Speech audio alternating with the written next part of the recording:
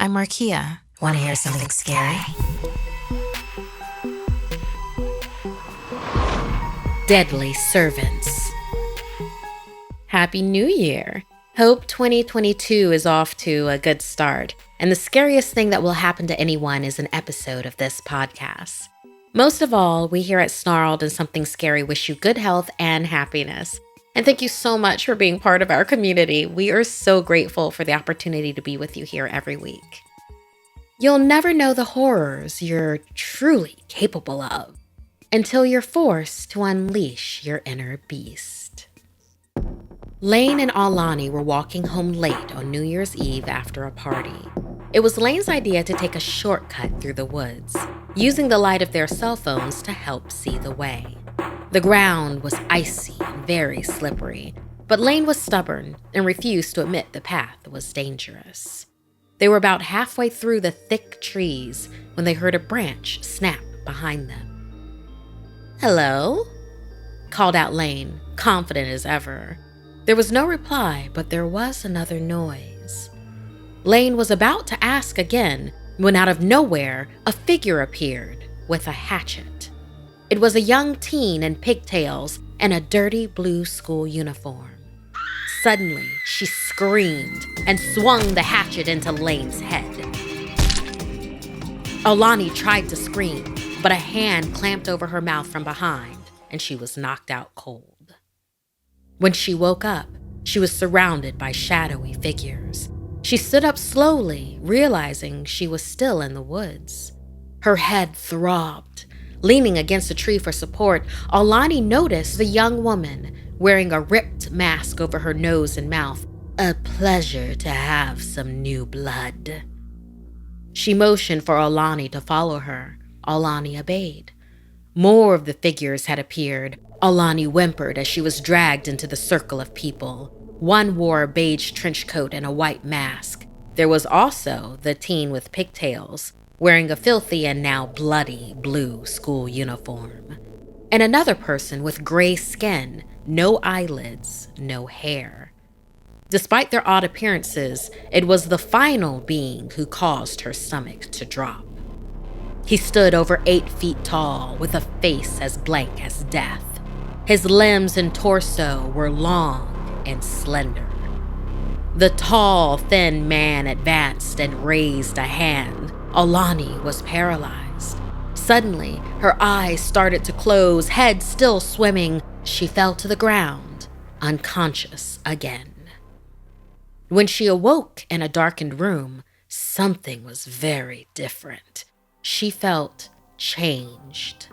Looking down, she saw she was now wearing black leather gloves.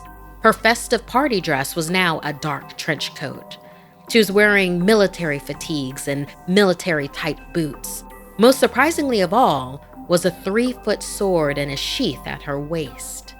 She drew the weapon and admired how the blue and silver blade caught the moonlight coming in through a window. And she was overcome with an urge to use it, to hurt someone, to kill someone. Alani turned to see the teen with pigtails. She handed over a mask and grinned. Alani examined it. "Put on the mask," Pigtails insisted. "Join Slenderman's ranks." Unable to control her actions in a nightmare, Alani screamed as her hands acted on their own accord. Her scream cut off as her own hands pulled the mask over her face. All remaining thoughts about her past were wiped clean. All memories were replaced, and she felt the certainty of her new purpose, a surging strength and desire to kill. Pigtails watched her, her head cocked to the side like a bird. "Now you will serve as an agent of Slenderman, obeying all that is instructed." Alani nodded, picking up her new weapon, the sword, watching as her colleagues, her new family, entered the room. She turned to look at herself in the mirror. Her eyes glowed in different colors, one amber, the other all black. "Let's spill some blood," she said hollowly. Only serving Slenderman's will remained. She no longer remembered her past life. Olani was gone. She now lived for the thrill of purging those that did not follow him.